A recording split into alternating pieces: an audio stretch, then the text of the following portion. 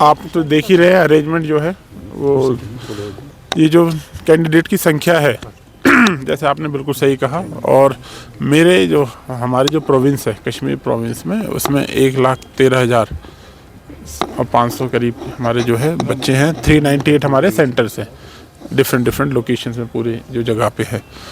इसमें इंतजामात के हिसाब से कि इन्विजिलेटर हो, एक स्पेशल ये किया गया था फ्रिस्किंग पॉइंट पे ही एक स्पेशल सुपरवाइज़र भी इस बार लगाया गया है। एग्ज़ाम फ्री एंड फेयर तरीके से एग्ज़ाम हो, ये हमारा जो है मेन उद्देश्य है। और फेयर एग्ज़ाम होना तो हर कोई डिज़र्व भी करता है। और इसी तरीके से हमने जो इंतजामात यहाँ पे किए हैं, जो इनके लिए छोटा जो मोबाइल वगैरह लाने की इजाज़त नहीं थी, तो जो भी अगर बैग वैग लाए तो उनके बाहर यहाँ पे रख दिए गए हैं। मैंने भी अंदर जाके देखा है, बाकी सब व्यवस्था ठीक है। बच्चे अपने मुतमईन होकर सब अपने अपने पेपर को कंसंट्रेट कर रहे हैं।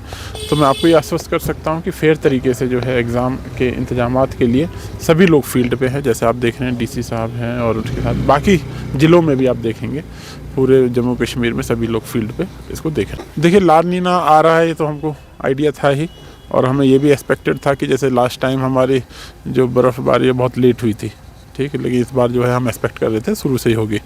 और उसके लिए जो इंतजामात है, हमारा जो बेस था वो हमने लास्ट ईयर से उससे अच्छे इंतजामात रहे, उसी तरीके के इंतजामात हमने किए।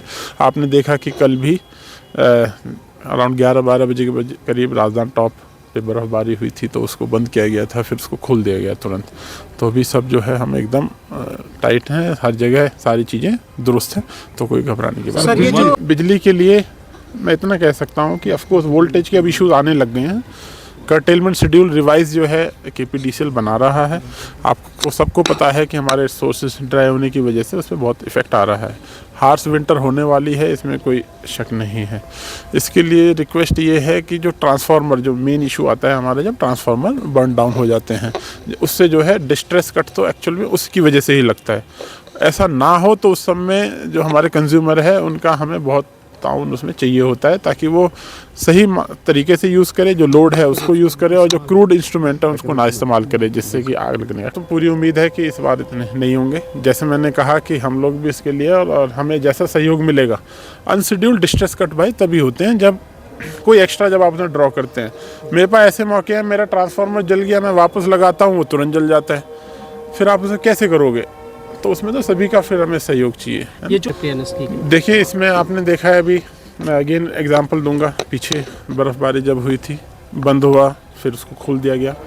एक अनफॉर्चुनेट इंसिडेंट जो मीडिया में काफ़ी वायरल हुआ ऐसा इंतजामात, उसकी तो इंक्वायरी हम कर ही रहे हैं, बट ऐसा ना हो उसके लिए और पुख्ता जो है हमने इंतजामात करने के लिए कहा है कि ऐसी हम न्यूज़ ऐसी बर्दाश्त नहीं करेंगे कि जिस तरह का वो वायरल इंसिडेंट अनफॉर्चुनेट जो हो रहा था, उसकी पूरी डिटेल इंक्वायरी चल रही है, किसकी क्या कमी रही उसमें।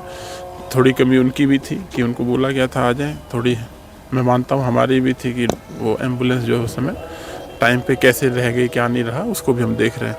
तो ऐसे ना हो तो उसके लिए एडमिनिस्ट्रेशन पूरी उसमें है, और ऊपर से भी हमें यही आदेश है कि भैया इंतजामात जो आपका एक्शन प्लान है वो फील्ड पे 100% इम्प्लीमेंट। Sir last